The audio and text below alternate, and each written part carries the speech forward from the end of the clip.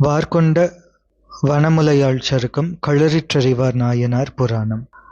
சேரமான் பெருமாள் நாயனார் திருமாளிகைக்கு சுந்தரமூர்த்தி சுவாமிகளும் சேரமான் பெருமாள் நாயனாரும் எழுந்தருளுகின்றனர். 150வது திருப்பாடல். களரிற்றறியும் திருவடியும் கலை நாவலர்தம் பெருமானாம் முழவில் பொலியும் திருநெடுந்தோள் முனைவர் தம்மை உடன்கொண்டு விழவில் பொலியும் மாளிகையில் விளங்கு சிங்காசனத்தின் மிசை நிழறிக் கொளிரும் பூணாரை இருத்தி தாமும் நேர் நின்று என்பது திருப்பாடல். களரிற்றறிவாராகிய அடிகளும் ஆரூரர் பெருமானாரான சுந்தரமூர்த்தி சுவாமிகளை அழைத்து கொண்டு போய் சிறப்புடைய திருமாளிகையினில் விளங்கும் சிங்காசனத்தின் மேல் ஆரூரர் பெருமானை வீற்றிருக்கச் செய்து தாமும் அவர் முன்னே நேர் நிற்கின்றார் சேரமான் பெருமாள் நாயனார்.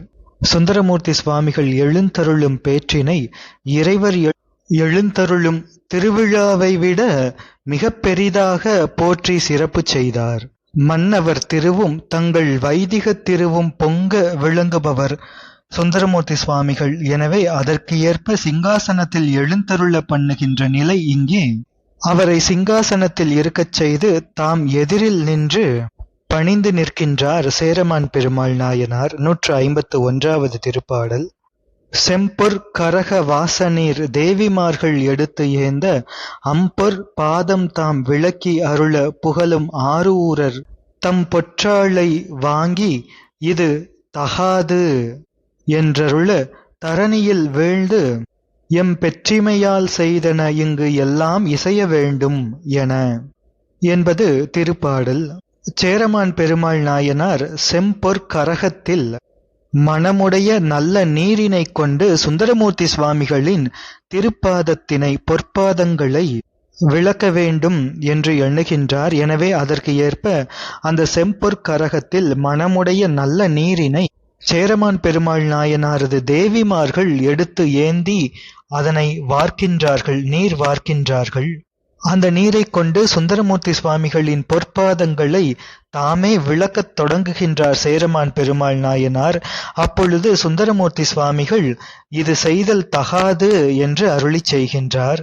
உடனே சேரமான் பெருமாள் நாயனார் நிலத்திலே விழுந்து வணங்கி எமது அன்பின் தகுதிக்கு ஏற்ப செய்யும் வழிபாடுகள் எல்லாவற்றையும் தாங்கள் இங்கு மறுக்காமல் ஏற்றுக்கொள்ள வேண்டும் என்று விண்ணப்பிக்கின்றார். 152வது திருப்பாடல். பெருமாள் வேண்ட எதிர் மறுக்க மாட்டார் அன்பின் பெருந்தகையார் திருமா நெடுந்தோள் உதியர்பிரான் செய்த எல்லாம் கண்டிருந்தார் அரு மானம் கொள் பூசனைகள் அடைவே எல்லாம் அளித்தற்பின் ஒருமா மதி வெண்குடை வேந்தருடனே அமுது செய்து வந்தார். சேரமான் பெருமாள் நாயனார் அவ்வாறு விண்ணப்பிக்க அதனை எதிர்மொழி கூறி மறுக்க முடியாதவராகி சுந்தரமூர்த்தி சுவாமிகள் சேரமான் பெருமாள் நாயனார் செய்கின்ற அதையெல்லாம் கண்டு கொண்டு இருந்தார். அன்பினால் பெருந்தகைமை உடையவராகிய சுந்தரமூர்த்தி சுவாமிகள் திருப்பொருந்திய நெடிய தோள்களை உடைய சேரமான் பெருமாள் நாயனார் செய்தனவற்றையெல்லாம் கண்டு கொண்டு இருந்தார். அரிய பெரிய பூஜனைகள் எல்லாவற்றையும் முறைப்படி செய்கின்றார் சேரமான் பெருமாள் நாயனார். மலர்களால் அர்ச்சித்தல், சாந்து முதலியன சாத்துதல், தூப தீபம் ஏந்துதல் முதலான மாகேஸ்வர பூஜைக்குரிய பூசைகள் எல்லாவற்றையும் சிவாகம விதிப்படி முறைப்படி செய்கின்றார்.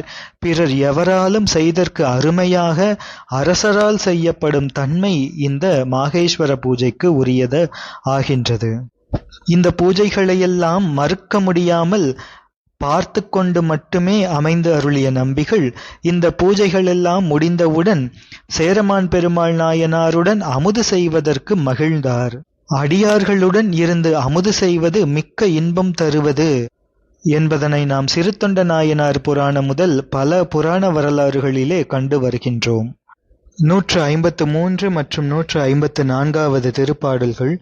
சேரர் உடனே திரு அமுது செய்த பின்பு கைகோட்டி ஆரம் நறு மென் கலவை மான் மதச்சாந்து ஆடை அணிமணி பூண் ஈர விரை மென்மலர் பணிகள் இணைய முதலாயின வர்க்கம் சார எடுத்து வன்தொண்டர் சாத்தி மிக தமக்கு ஆக்கி பாடல் ஆடல் இன்னியுங்கள் பயின்றன் முதலாம் பண்ணையினின் நீடும் இனிய வினோதங்கள் நெருங்கு காலம்தொறும் நிகழ மாடுவிரை பூந்தரும் மணச்செய் ஆராமங்கள்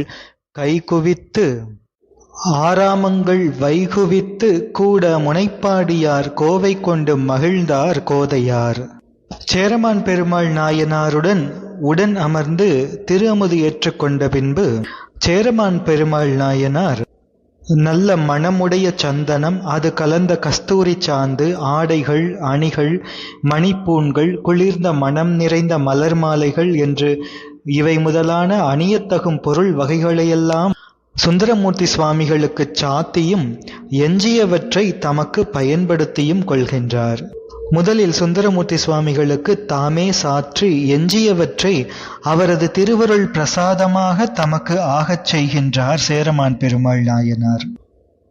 இனி பாடலும் ஆடலும் இனிய இசைக்கருவிகள் இசைத்தல் முதலான மகளிர் விளையாட்டில் நீடும் இனிய மகிழ்ச்சி தரும் நிகழ்ச்சிகள் என்று காலங்கள் தோறும் நிகழ்த்தி சுந்தரமூர்த்தி சுவாமிகளை மிகச் சிறப்பு செய்கின்றார் சேரமான் பெருமாள் நாயனார்.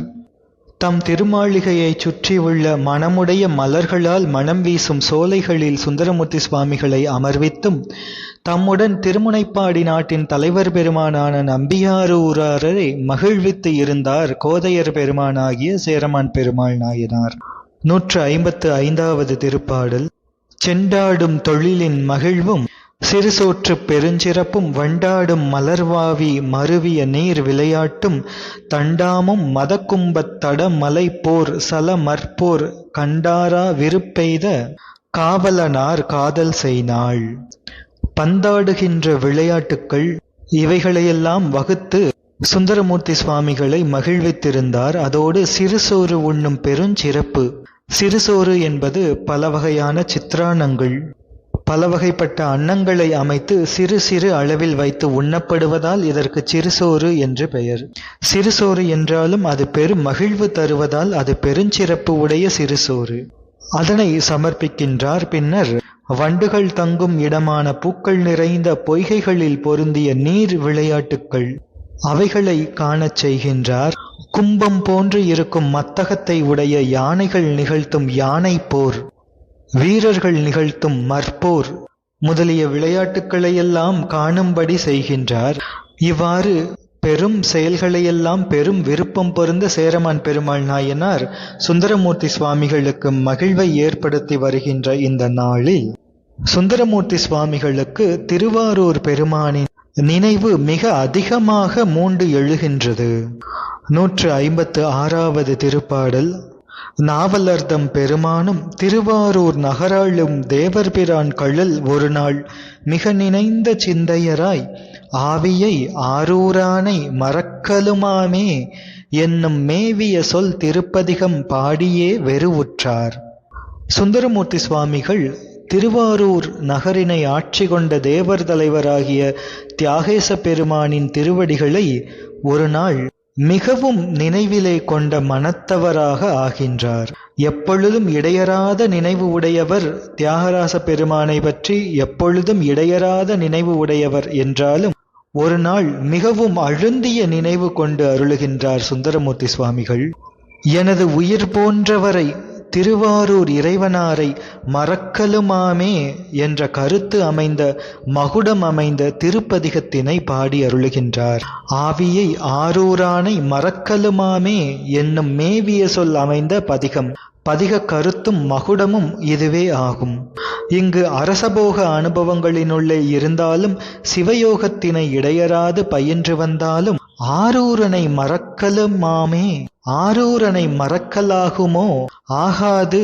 எனவே அங்கு திருவாரூருக்கு புறப்பட்டு செல்ல வேண்டும் என்ற திருவுள்ளம் தீவிரமாக கொழுந்து பற்றி மூழ்கிறது சுந்தரமூர்த்தி சுவாமிகளின் திருவுள்ளத்திலே. அப்படி திருவஞ்சைக்களத்தில் இருந்தபடியே திருவாரூர் பெருமானை நினைத்து பாடிய பதிகம் ஆரூரனை மறக்கலுமாமே என்ற மகுடம் அமைந்த பதிகம். அது 7வது திருமுறை 59வது திருப்பதிகம், தக்கேசி பண்ணில் அமைந்த திருப்பதிகம். இத்திருப்பதிகத்தின் முதல் மற்றும் நிறைவு திருப்பாடல்கள் பின்வருமாறு. திருச்சிற்றம்பலம். பொன்னும் மெய்ப்பொருளும் தருவானை போகமும் திருவும் புணர்ப்பானை பின்னை என் பிழையை பொறுப்பானை பிழையெல்லாம் தவிர பணிப்பானை இன்ன தன்மையன் என்று அறிவொண்ணா எம்மானை எளிவந்த பிரானை அன்னம் வைகும் வயல் பழனத்து அணி ஆரூரானை மறக்கலுமாமே. ஓரூர் என்று உலகங்களுக்கெல்லாம் உரைக்கலாம் பொருளாய் உடன் கூடி காரூரும் கமிழ் கொன்றை நன் மாலை முடியன் காரிகை காரணமாக ஆரூரை மறத்தற்கரியானை அம்மான் தன் திருப்பேர் கொண்ட தொண்டன் ஆரூரன் அடி நாய் உரைவல்லார் அமரலோகத்து இருப்பவர்தாமே. திருச்சிற்றம்பலம். இத்திருப்பதிகம் திருவாரூர் இறைவரை நினைந்து திருவஞ்சைக்களத்தில் அருளப்பட்டது என்றாலும் இது திருவாரூரை பற்றிய திருப்பதிகம். எனவே தலமுறையில் திருவாரூர் பதிகங்களினுள்ளே சேர்க்கப்பட்டது. சுந்தரமூர்த்தி சுவாமிகளது பத்திமையும் என்ற திருப்பதிகமும் கூட இதே போன்று திரு ஒற்றியூரிலிருந்து திருவாரூருக்கு அருளப்பட்டது. எனவே அதுவும் திருவாரூர் பதிகங்களில் சேர்த்து வழங்கப்பட்டதை நாம் ஏற்கனவே சிந்தித்திருக்கின்றோம். அரசர் செல்வம் அனுபோகத்தில் இருந்தாலும் உள்ளம் பிறழாது சிவயோக நிலையில் திருவாரூரினையே சிந்தித்திருக்கும் நம்பிகளது மனநிலையின் உறுதிப்பாட்டினை உணர்த்தும் பதிகம் இது. இந்த திருப்பதிகத்தில் சுந்தரமூர்த்தி சுவாமிகள் திருவாரூர் பெருமானை மிக நினைந்து உணர்ந்து உருகுகின்ற தன்மைகளின் உரைப்பும் அருமைப்பாடும் மிகவும் சிந்திக்கப்பாலன. பொன்னும் மெய்ப்பொருளும் என்று ஆரம்பிக்கின்றது. பொன்வேறு மெய்ப்பொருள் வேறு என்று காட்டுகின்றார் சுந்தரமூர்த்தி சுவாமிகள். இங்கே வரும் மெய்ப்பொருள் என்பது திருவடி ஞானம். பொன்னும் மெய்ப்பொருளும் இனி போகமும் திருவும் என்று அமைகின்றது. இவை முறையே பொன்னால் வருவது போகம், மெய்ப்பொருளாகிய திருவடி ஞானத்தினால் வருவது திரு என்று முறைமையாக அமைத்திருக்கின்றார். புணர்ப்பான் என்றால் அளவும் தரமும் காலமும் அறிந்து ஊட்டுபவன் என்று பொருள். இவ்வாறு மிக உருக்கமாக அமைகின்ற திருப்பதிகம் இது. இவ்வாறு திருவாரூரினை நினைந்து திருப்பதிகம் அருளி இனி திருவாரூருக்குச் சென்று தொழுவேன் என்று திருவுள்ளம் கொள்கின்றார் சுந்தரமூர்த்தி சுவாமிகள். தொடர்ந்து சிந்திப்போம். திருச்சிற்றம்பலம்.